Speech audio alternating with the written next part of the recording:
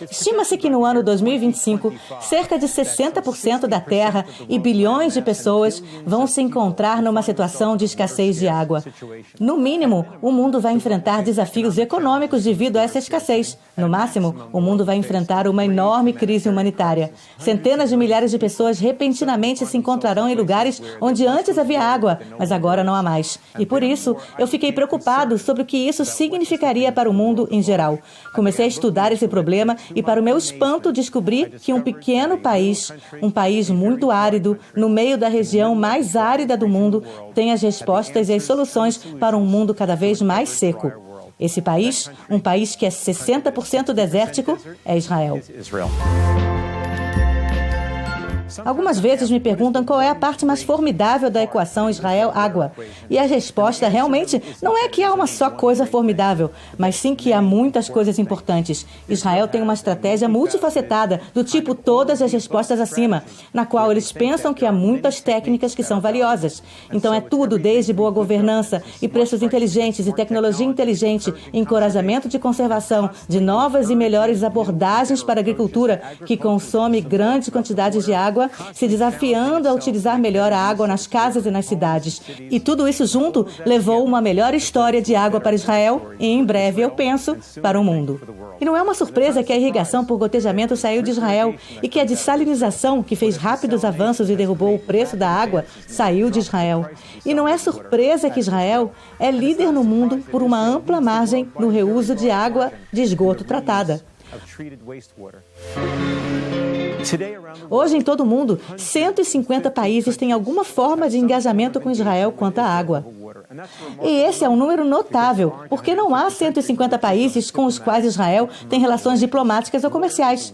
A água é uma maneira de envolver os outros, é um atalho para a paz. Em março de 2014, a seca na Califórnia se tornou tão severa que o governador da Califórnia, Jerry Brown, convidou o primeiro-ministro de Israel, Benjamin Netanyahu, para vir à Califórnia, para firmar um memorando de entendimento pelo qual Israel e Califórnia vão trabalhar juntos para tentar solucionar problemas graves na Califórnia e, particularmente, nas áreas de cidades com escassez d'água. Esse mesmo tipo de cooperação está acontecendo agora, estado após estado, nos Estados Unidos, Colorado e Nevada e muitos outros.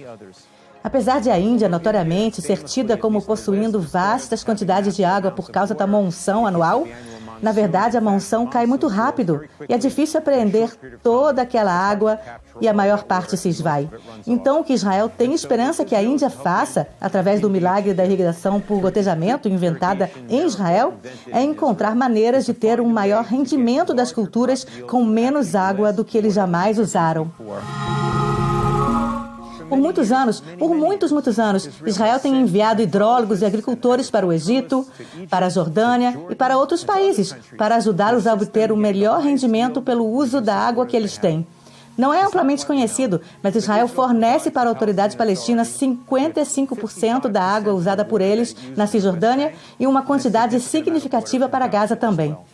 Israel manteve uma política de portas abertas para os palestinos da Cisjordânia e de Gaza. Engenheiros, administradores de água desses territórios entram em Israel para seminários de 5, 6 dias, nos quais eles aprendem, em geral, em árabe, por agricultores israelenses e cientistas de água israelenses sobre as melhores práticas que eles podem levar de volta para suas comunidades. Conforme a África aumente sua escala de desenvolvimento, irá precisar de cada vez mais quantidades de água. E aqui também Israel tem sido um grande parceiro para muitas nações africanas subsaarianas. Eles enviam pessoas para a África para ajudar a treiná-los e como conseguir o maior rendimento por litro de água. Pouco a pouco, esses programas israelenses na África subsaariana têm tido um impacto profundo nas vidas de realmente milhões de africanos. A América do Sul é tido como um lugar com enormes recursos hídricos, mas é um equívoco comum. Só porque um lugar tem muita água não quer dizer que a água está onde as pessoas precisam. Então, por exemplo, no Brasil, o país do Amazonas, o poderoso Amazonas, a maior fonte de água corrente do mundo, o problema é que a apenas algumas centenas de milhas de distância, na área de São Paulo, um estado que representa cerca de 40 milhões de pessoas, há uma profunda e intensa escassez de água. Israel pode ajudá-los também, pensando em maneiras de treinar pessoas para conservar e fazer o melhor uso possível da água que eles têm. Isso é bom porque o mundo está entrando numa situação similar à que Israel experimentou.